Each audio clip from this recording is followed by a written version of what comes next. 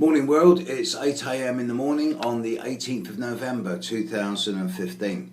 I was back from writing away on Monday night, but yesterday I was seeing clients all day. I was too busy to post a video. And contrary to what some of you have emailed me, I do actually make my living just from doing astrological readings. I'm not one of these rich astrologers who can just sit there and pontificate.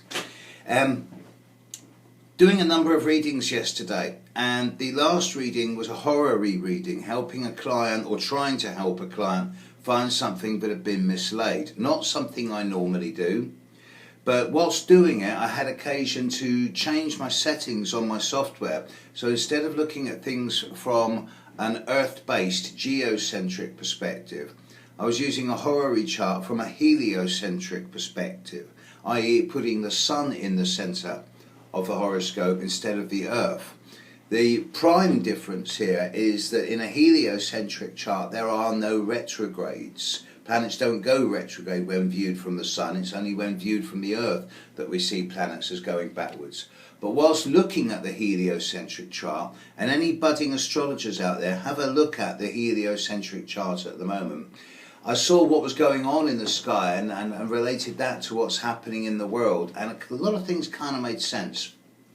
When viewed heliocentrically, the horoscope at the moment is very clear. There's Neptune at 8 degrees of Pisces, Saturn at 7 degrees of Sagittarius, and Jupiter at 9 degrees of Virgo. It's a big T-square heliocentrically, and indeed, looking at the heavens from above, if you take the plane of the solar system and look at it from above, there is this really big right angle out there at the moment. Jupiter opposite Neptune, T-square Saturn. What makes it even more complicated is that Mars is involved also. Mars is now at 5 degrees of Virgo heliocentrically, bearing down in opposition to Neptune, square to Saturn and conjunction to Jupiter. And it is exacerbating an already tense situation.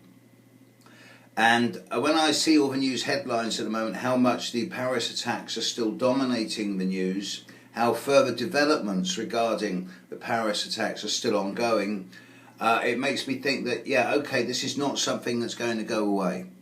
Mars is still going to be dominating the heliocentric chart for the next 4 or 5 days, so I do expect significant further developments globally around issues to do with the Paris attacks and associated phenomena. And I don't think we're going to see a downturn in this for about another 5 or 6 days, until really this time next week, by which time, of course, the sun will have moved into Sagittarius, be rapidly bearing down on Saturn, and heliocentrically there will be a grand cross in the sky. Now, grand crosses are rare in a geocentric earth-based chart. Less than 1 in 50 people have them in their horoscopes, but on a heliocentric chart they're even rarer. Very uncommon indeed. Maybe 1 in 150 people will have them heliocentrically in their horoscope. So to see a grand cross, and the exactness of this will be in about 12 days to 13 days time from now, suggests to me that the tempo is not going to ease up in the coming couple of weeks. And indeed, as many of you know from the monthly forecasts, and regular clients also know, that for a long time now I've been pulling out the first week or the first 10 days of December as a major critical point. And in many ways symbolising the end of the Uranus-Pluto square. Mars will be squaring Pluto and opposite Uranus in the first 10 days of December, and this will once again be impacting on the world big time. So I do expect further, at least attempts at outrages between now and, I don't know, the 8th, 9th, 10th of December. We're heading into what I see as a really difficult next 3 weeks. There is a need for vigilance without causing panic and without going over the top. A lot of headless chickens are out there seeking to find blame and putting down specific groups. And actually we've all got to look at ourselves and ask ourselves as to how we have let this situation develop over the world. We're not powerless, you know. It's all too easy to give our individual power away to the state, to the police, to the churches. It's time we actually started taking a bit more responsibility for ourselves and affecting not only what we say but how we think.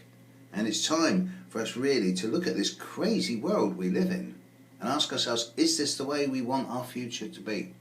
And I think events over the coming 2 or 3 weeks are going to really make that choice of free will on our own part become more and more apparent. Okay, that's it for today, folks. Got a lot of work to do. Catch you tomorrow. Bye.